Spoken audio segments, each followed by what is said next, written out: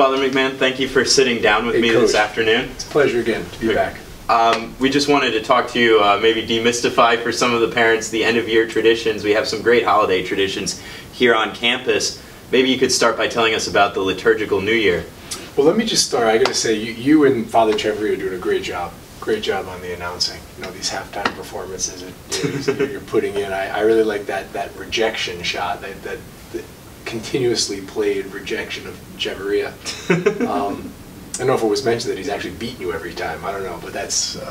Well, I keep score in terms of blocks. I don't necessarily go by points. It's more of a rugby statistic, a block, anyway. Yeah. Well, no, that would not be rugby. Defense wins championships. That's what they say. That's what they say. Okay, so I want to talk about some of the traditions. One, it's not really an end of the year; it's the beginning of the year. We call it the Liturgical New Year. All that goes on is, I'll let the boys explain that to their own parents. But for us, it's it's a really important time. We celebrate the Liturgical New Year. So as Catholics know, with the last Sunday after Pentecost, that finishes the liturgical cycle, and we begin with the first Sunday in Advent. La Salette, since the very beginning, at least from the second year that we established the school down here in 2006, so it would have been in December of 2006, we began the Liturgical New Year. Now, it started out pretty simply, which is something to do to mark the new liturgical year. So many people celebrate the new chronological year on January 1st. We decided it would be good to celebrate and mark that liturgical new year, which starts the church's calendar. It was started simply enough with each of the classes had to do a skit, some kind of a skit, and then they each had to sing some song. At the time, we had Latin teacher, music teacher Matt Kostavny from Pittsburgh, jovial fellow, a lot of good cheer, a lot of good ideas, and I made him the MC. I said, come up with it, let's go for it. So he had his blinking electric tie, and off we went, and it's been a great tradition ever since. It's gotten more and more enhanced, of course, with Father Rigi being introduced into the picture. It's now been taken to another level. We now have video and months of preparation. There's even at least rumored that there's a committee, some type of a secret society which plans all of this, and it's really a great time. And we finish up by the circle of unity and brotherhood by singing Old Lang Syne. So for me, it's always a great moment. I think the boys really enjoy it, and we have halftime with ice cream sundaes, which is mandatory at all La Salette serious celebrations.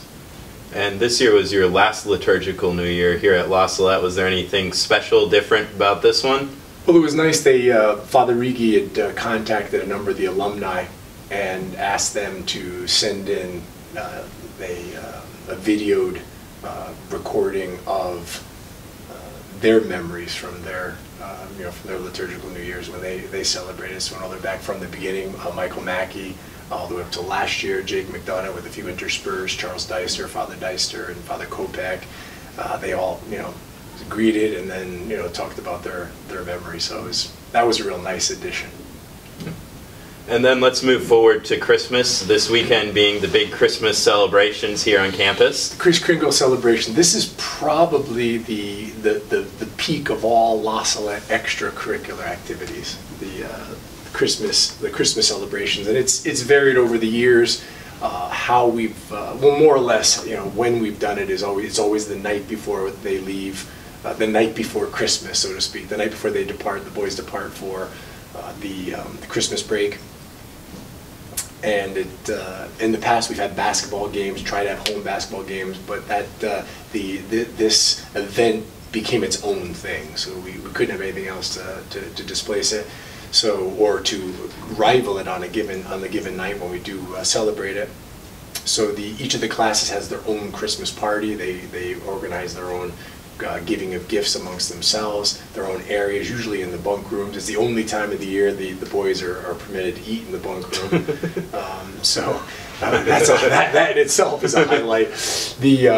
Most people don't see, well, almost no one would see, because each class decorates their bunk room, and the bunk rooms are obviously off limits to anyone but the students during the scholastic year. And they decorated Christmas by each Christmas decoration. Each has their own tree. They put their gifts under there. It's a special night. Special night. After the giving of the gifts and the eating of the food, there's then the annual Owen Hayevsky 3-on-3 post-exam, pre-Christmas break tournament held in the Coliseum. That's an exciting one. Have you got any favorites for who's going to win this year? I'm going, if Father Chevery and Sick are on the same team, I would go with them. I think they're on different teams. It's Father Sick, Father Rigi, and myself I know have got a team together. Ooh, I'll place that as the favorite. Okay. Because the varsity basketball players are not playing, so the best players are not there. So I'd say that's probably if I'd go with that, to be in the favorite. We might have to enlist you as a coach. I'd be happy to do it. I'd be happy to do but with Father Rigi on the team, somehow that team will figure out how to win. Or we'll flip a coin over it to see. Hey, that's an inside joke. Well, thank you for telling us about the Christmas celebrations. We'll have a few other interviews with you throughout this day of hoops. But thank you for sitting down with me, Father. Thanks, Coach. I'll just finish by saying a very blessed Christmas to all the parents and the families, the alumni, and anybody else who might watch this video. Thank you. Thank you for watching.